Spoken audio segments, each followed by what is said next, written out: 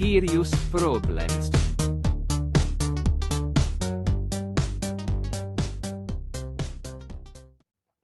Right, Mika, what's your skier's problem, mate? I actually don't really have a skier's problem, but it did look a lot like Katarina Hennig was about to have a skier's problem when Daria Mate. Nepraeva just took her skis. Oh my god, what was that about? That's crazy. I don't know, but we'll get to that later. So I do know that you have a skier's problem, so tell me about Mate, your my skier's skier's problem. problem is like, before these Olympics, I was saying like, you cannot get like a podium for the first time on Olympics. And like, I was 5th on the team sprint, so I kind of proved my point. You know, you still hope. But Mathis Delage proved it wrong. And Nadia Kaelin today proved it wrong. You can have your best ever performance at the Olympics and get that little metal thing you put around your neck that everybody talks about. Yeah. So that's my skier's problem, because it is possible, but I didn't do it. And still cool though to see, because like she's been close. It wasn't still cool. It was insane. I was like jumping in front of the television. I was like, "Whoa." Yeah. It was insane. Wait, yeah. what? But huh? Should you not have been jumping for your teammate to get a podium, mate? I was jumping because it was so it was actually a nail-biting final. And I actually could, until the last hill, I could not tell which way it was gonna go. I was suspecting it might be Diggins, but then I thought, but Teresa Stadlober, she usually has quite an okay sprint when everybody's tired, and she's proven in Val di Fiemme that she is super good on that finish straight. And then all of a sudden, like, Nadia Kaelin goes, and I was just like, what is happening? Yeah. It was insane, but we'll get back to that later. Let's start with the start. I did not watch the first, 25 minutes, I think, of the race, but you did. Jamie, Yeah, give us a quick run through. Basically, we thought the men's race started fast, but I think the women's race was like insane. It was just like, Ebba was like, okay, Frida's not here. Nobody's going to put the pace up. It's going to be me. And she just put the pace up straight from the start. I think, was it the first lap already?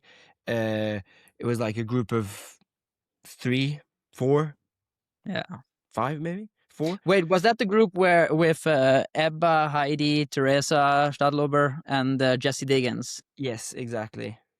And then Jessie went on a smell first, but did she have shit skis, or what was Jessie it didn't look like she had the greatest skis in the downhills. It looked like she had like pretty fast skis, but was struggling a bit with the grip. And like, we've gone around that track, you and me, and we know how much grip you need is like crazy. Yeah, grip is not something you want to miss there. And so she actually switched skis on lap 2, if I'm not wrong.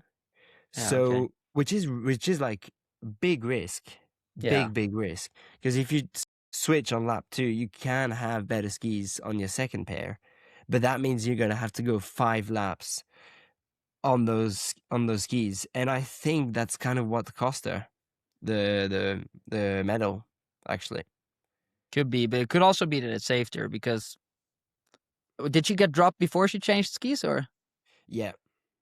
So then it could also be something that actually got her in a position where she could fight for a medal. She also stacked it when she changed skis. Because I think that's not ideal. No, the commentators on Eurosport was saying it was because of the branches, but it was just when you have like clister like this under the skis and you have like icy snow, and the skis have been like standing still for ages, the wax is just so aggressive, so when you put the skis on, they just like grip so much. They need to be like kind of like polished a bit by the snow, so that they can glide. And so many people crashed, and Ebba crashed, Diggins crashed, Rosie Fordham crashed, and Nadia Kaelin was struggling. Nadia Kaelin was struggling as well. Yeah, lots of people. Everyone was like kind of like almost crashing, but it was crazy. But what, like, you were talking about branches, like, what's up with the people being responsible for the stadium layout there? Come on, you know it's clister conditions. You know it's gonna be like aggressive, soft clister under those fresh skis, and then they just put like a fuck ton of branches when you get out of your box, so that people, when they ski over it, they will definitely have them stuck to their skis. And they're just like, you don't really need them for anything. They're just there because they're there. Yeah, it was a bit weird, a bit unnecessary. I kind of agree. Very unnecessary. Like, I don't know. Yeah, they have no purpose. No, they're As just far as I there. know. Yeah.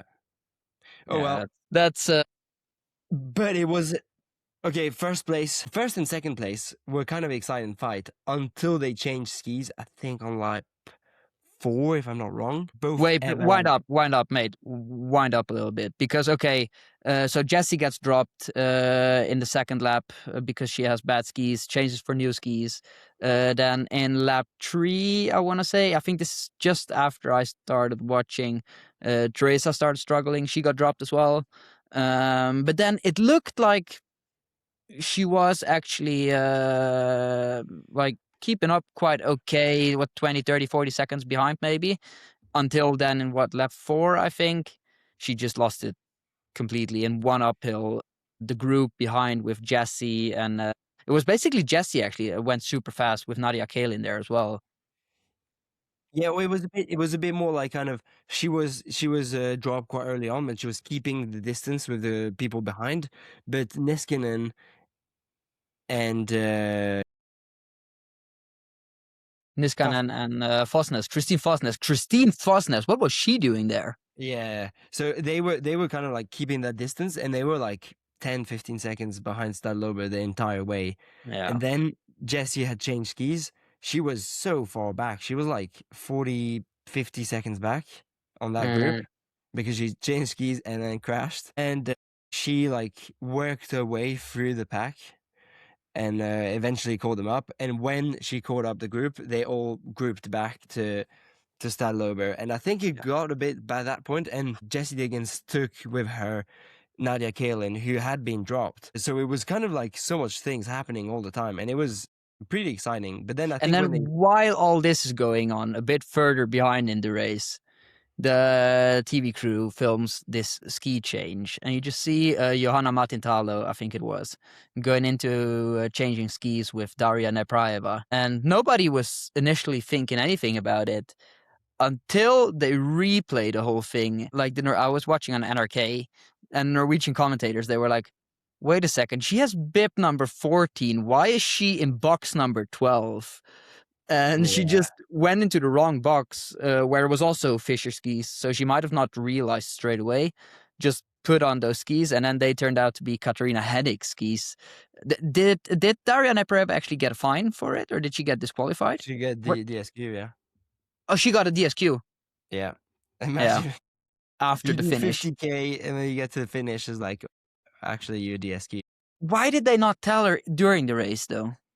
Maybe they did. I think is so bad because if you're in a 50K and like this was, I think she changed before the hour mark even, and or maybe just around the hour mark. And so then okay, she's gonna have to fight for at least another hour, maybe an hour 15. And then you basically know, as being the jury, you basically know pretty much straight away, okay, this is against the rules. This is like what the sanction on this is disqualification. Tell her, then she can at least stop. But no, they let her fight on for what, an hour 15 to then be in the finish like, oh yeah, by the way, you're disqualified. Good. It reminds me a little bit of Mikael Futtinger in Oberhof one year. And he just went out the start and like he was right at the back of the pack. And then he kind of like skied over someone. And he already had a yellow card. And he got given a second yellow card. But nobody told him until he got to the finish. And he was like kind of like fighting right at the back of the pack. And he just got to the finish. It was a 20K. And they were like, oh yeah, mate, you're disqualified. And he was like, what the fuck, boys? Mikael Futtinger. I think it was Mikael Futtinger. It could have been Benji Moser. I think it was Mikael Futtinger, yeah. 20K in Oberstdorf. In Oberhof. Yes! I remember. Now that you say it, I remember. It was the first World Cup after the Tour de Ski 2 years ago. Yeah. Yeah, poor guy. I remember. And then he was in the finish, and he was so gutted. He was like, I actually don't care so much that I'm disqualified, but I do care that they let me finish the race and then tell me that I'm disqualified after the finish. Yeah, but I mean, there's no easy... Yeah. Anyway. Back to the 50K. So then I think the Germans, though, they sorted out new skis super quick because Hennig changed skis 1 lap later, and there was fresh skis laying in there. But according to Paul Goulberg in NRK, her skis were literally brought to the box 50 seconds prior to her arriving Wow, there. that's crazy. I So wonder that was how just they in did that. time. Like if they asked permission from Fizz or whatever, because like of course changing skis, like there's a certain time, I think it's like within 10 minutes, 10, 15 minutes after the start, the technicians are allowed to come and put the skis. So it was definitely like not within the rules, but they must have got permission from Fizz to do it. But yeah, that's crazy. Probably Hennig didn't see anything about it. Which was Yeah, there's actually a big chance that she didn't really know about it. Yeah. Yeah. Also, interesting factor in today's race. I guess most people probably actually had 2 different waxes on their skis because it started getting quite a bit warmer. So I'm guessing that most people started with maybe even hard wax clister mixture. Possibly some nations with insane good hard wax technicians, maybe even pure hard wax. And then they changed to probably pure clister on that second pair. So I know that, for example, the Norwegians, they were told even during the race, I think I heard on television, that their second pair is with quite aggressive clister, so they cannot change too early. They should wait as long as possible with changing to be sure that the skis don't ice straight away. Because if it's too cold and you go with soft clister, first of all, you lose all of it straight away. Second of all, the bit you have on there just ices. So that's also an aspect that came into the picture here.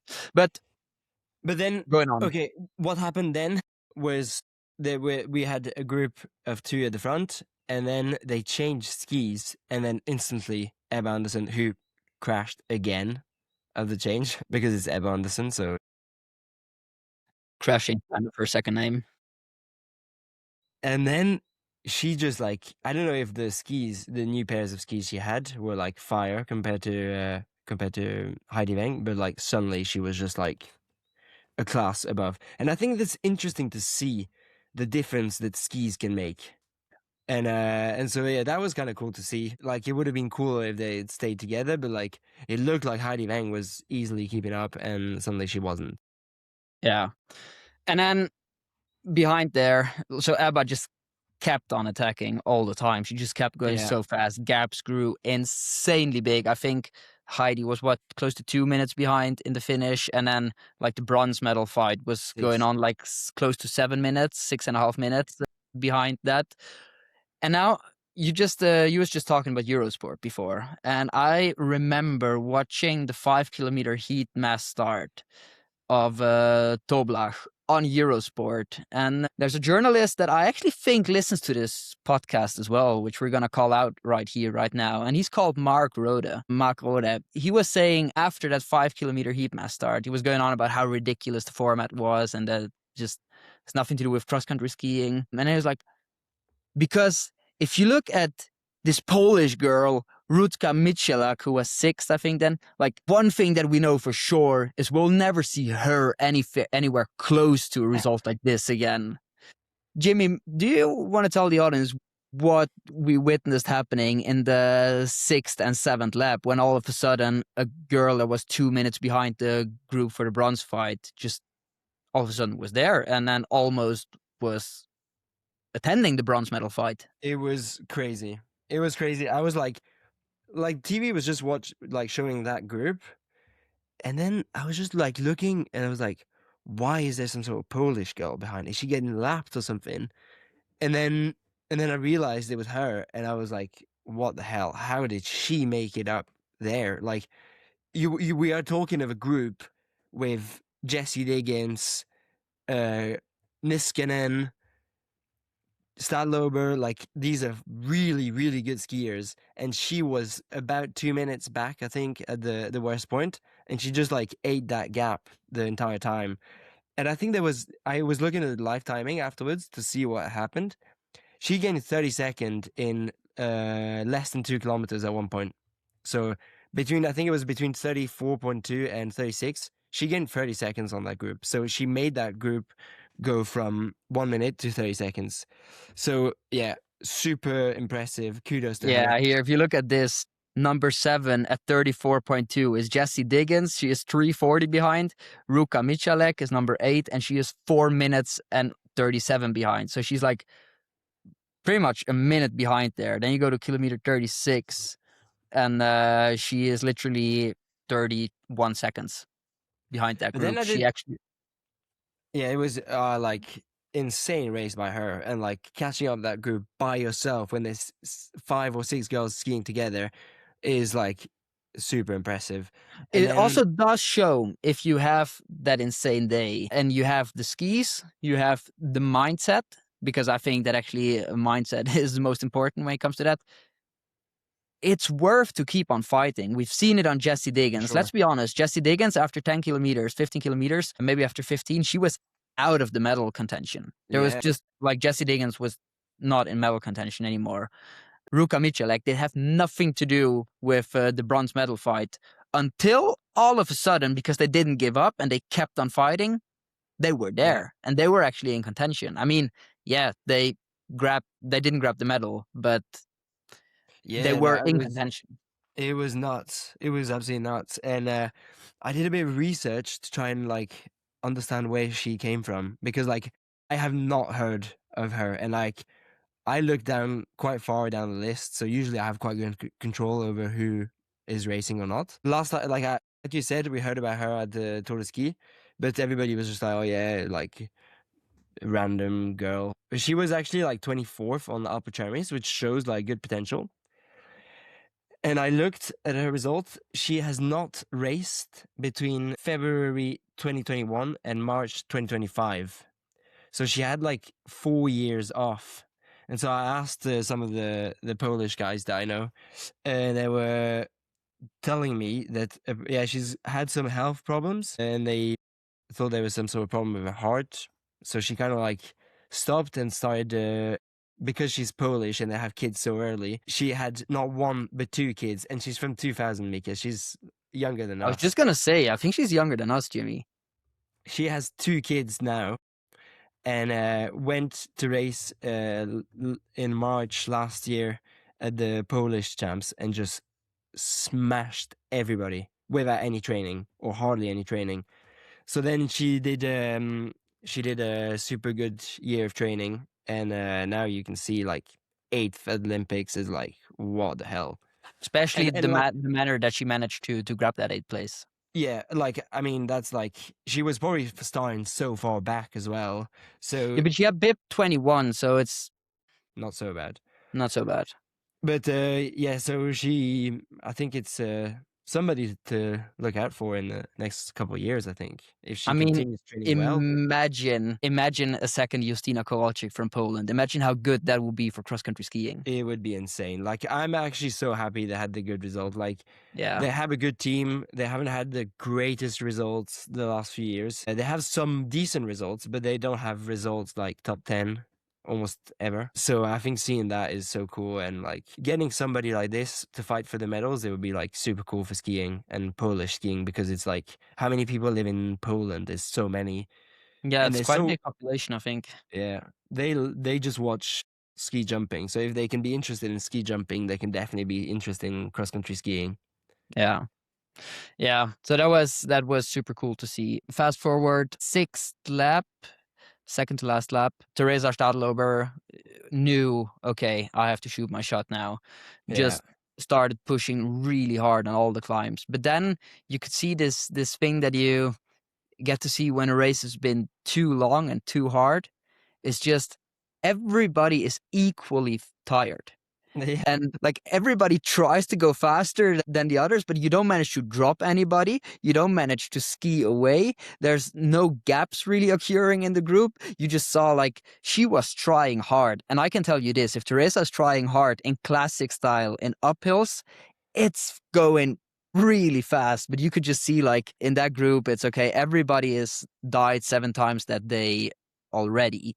And they're like, I don't mind dying an 8th time or a 9th time. So everybody's just hanging on there for their lives. And yeah, obviously Teresa has been skiing, I think 2 or 3 laps by herself. So that itself takes a toll on an athlete already, because she probably used so much energy. I know she wanted to change earlier, but obviously you can't just be the only one changing, even though Christine Fosnes There's showed that you actually can do it. But the risk of not catching that group back up, it's just too big. yeah, but this is actually touches on like a point that I find quite interesting. Basically, lots of people in that group changed skis at different time. So the ones that changed last were Niskanen and Stadlober and Nadia Kaelin. Kaelin. And it worked. And I think honestly, I think that was the tactical move that made Kaelin get on the podium. Because Yeah. you could see Jessie Diggins had good glide, but she definitely didn't have enough grip. And Yeah. like she did 5 laps on the same pairs of skis. So you can And that imagine that. uphill, you need the grip. Yeah. Especially the last. If you want to sprint up the Sortie climb, if you don't have grip, good luck. Yeah, exactly. And it's exactly what happened. Like Yeah. Jessie's a super good sprinter, and I think she could have taken them if she had better grip, but she just didn't. And so that first pair was maybe not worth it. Maybe it was too early change. Difficult to tell. But Difficult to tell. It depends on how much worse the first pair was. yeah. But I think what Fosnes did, changing a lap earlier than everybody else, was also a mistake, I think, because she would have needed that grip to hang on to that third place, and she was fourth. And it would have been nice to see her on the podium, but I was But I super think happy with to see Kaelin. what you could see with Fosnes is she kind of needed to change, because I don't feel she was struggling on grip so much, but in her last lap on her first pair of skis, you could see the speed difference. That's Her true. skis lost so much speed. The one long downhill, it was just impossible for her to keep on skiing with that group, because I always say if you want to have a good result, you need grip. But if you want to have a great result, speed's even more important. Yeah. Because if you just have to work so much harder on all the flats and all the downhills than anybody else, it'll cost you. So good skis are not good enough for a great result. You need great skis if you want to have a great result. Yeah, for sure. And yeah. So I think that actually for her it was probably the right decision with that pair of skis. I think she might have been dropped a lap later in the downhill, especially going into the ski exchange. Then you have to change when you're 10, 20 seconds back. And then people go fast after skis exchanges all the time. And so then there's just no way of actually catching the group back up. Or I'm not going to say no way, but you make your life a lot harder than it has to be. Yeah. Yeah. No, for sure. But it turned out to be quite an exciting race to watch against all odds. I think everybody was expecting it to be a bit rubbish.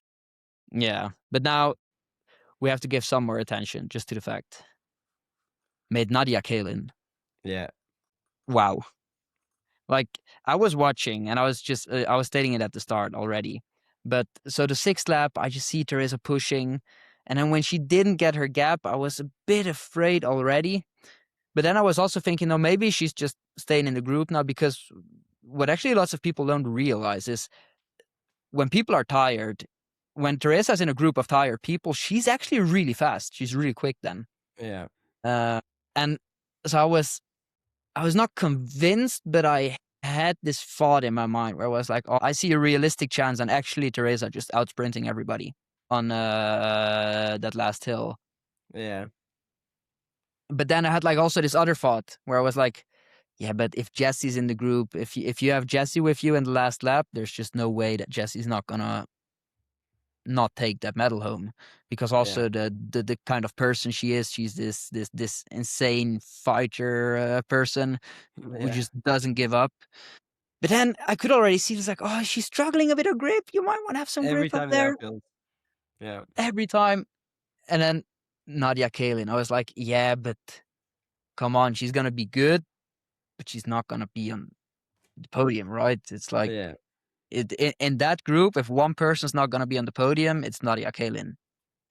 And then she just hammers this up the second to last climb. There's like little gaps starting to occur, but not big enough to actually get separation, goes into the Sortie downhill, back up, and then you just see like actually nobody was braking on that climb, but everybody was just like losing half a meter by half a meter by half a meter by half a meter. And then the finish rate is just so quick and the speed is so high that there's just no way you're gonna take in something there anymore. So yeah, I was biting my fingernails. I was like, what is happening? I could not believe what I had seen. Yeah, no, But I'm it was so really happy as well because the Swiss, they deserve it. They have a big yeah, skiing culture. They did not have the success in the last 3, 4, 5 years that they had with Dario Colonia previously. that's true. Obviously, they were good, but they also have a big skiing culture. So I consider Switzerland as being a really big skiing nation, actually. Yeah. And then if they take home a medal, it'd be through Nadine Fendrich, who's taken a medal with Nadia Kaelin already in the team sprint, but we're talking about individual medals. And I now see another person in that team stepping up, taking the lead, and actually bringing that medal home. I think it's so cool to see. Mate, the one thing we did not talk about is because I was thinking of all the favorites that kind of didn't race. So Frida Karlsson was ill, but Yeah. then I had my money on Astrid Lind. Like she's a super good classic skier, super good double polar. What happened? I think she just had super bad skis on her first pair, and then she heard some communication as well, or this is what she was stating on NRK, that she was advised to not change skis too early Yeah. because of danger of icing. And when she noticed, okay, I'm probably not going to win this race, I think she just mentally broke. And I think she kind of said it as well in the interview. She said she just Yeah. lost her mind as well. And it was so painful to watch because I think that everybody that knows Astrid a little bit agrees that she is probably one of the nicest people on the whole World Cup circuit. And I don't think there's anybody on the whole World Cup circuit that not would have wanted her to succeed and to actually Yeah. grab that medal. So yeah, it was kind of heartbreaking. She's been so good and she's been like insanely good on World Cup, but she hasn't quite managed to get a championship medal the last 2 years. She was, yeah, like not on the podium in Trondheim and not here in Val di Fiemme. So it was a bit sad to see that she did get a gold medal in relay. So that's at least nice, but Yeah. yeah, a bit sad. But she did also say on NRK, they asked her, why did you quit the race?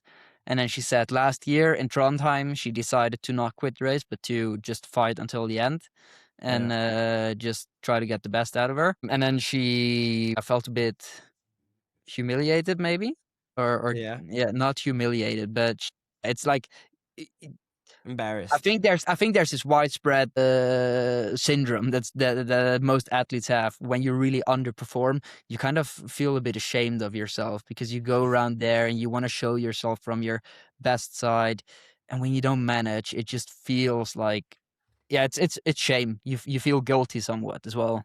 But people usually don't care though. But I Yeah, know. but it's rather your own perception. Yeah, for sure. That's She said she did not want to repeat her Trondheim experience. Yeah, I can understand that. I can Yeah, understand. me too. But Have you still, ever DNF'd the race, Mika? I have once when I was like 16, but that was in Nordic combined, and then I told myself I'll never do that again Yeah. I've because never actually the DNF'd. feeling of DNFing was so much worse than having a bad result. And also, and this is one thing that we kind of have to state as well. I don't like DNFing because if you notice you do bad in a race, like, okay, we should state it here as well. If you feel that you're actually doing harm to your body, Yeah, DNF. There's like health is over everything. I Never agree. do harm to your body intended. But if it's just for a lack of performance when you started the race, finish it because when you win a race, you also want to be ahead of the other people. So it's kind of fair to give the other people the chance to be ahead of you, True. to beat True. you. But that's my feeling. But I do understand her. So I understand people that DNF. I've never done it, and I don't want to do it. I think it's like you said, if it's for good reasons, then fine. But like, yeah. yeah. But 50K is a long way, and if That's you the go, thing. People underestimate how tough decay of racing is yeah, when you're not feeling well. yeah, Yeah. right. I think that was a good little debrief. Mate, I'm gonna miss our almost daily Olympic debriefs. Yeah, I think we got a few messages that people want them every day. So Yeah.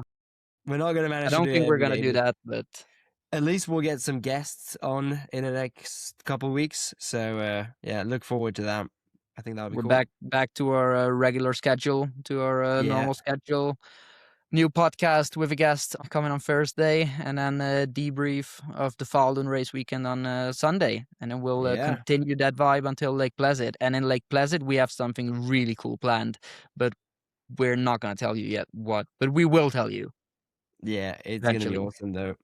It's going to be Right. great. Thanks for listening.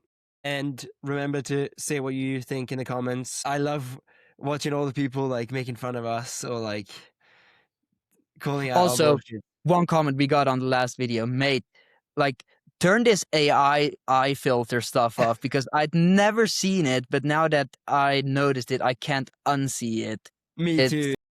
wild. It was not so nice. I will not do it this time. Yeah, it does look like we're on very hard drugs. So turn that off. We'll have normal eyes this time. Normal eyes. Yeah. Okay. Thanks for the Good chat, Mika. times. See you later. Ciao, ciao. See you later. Ciao.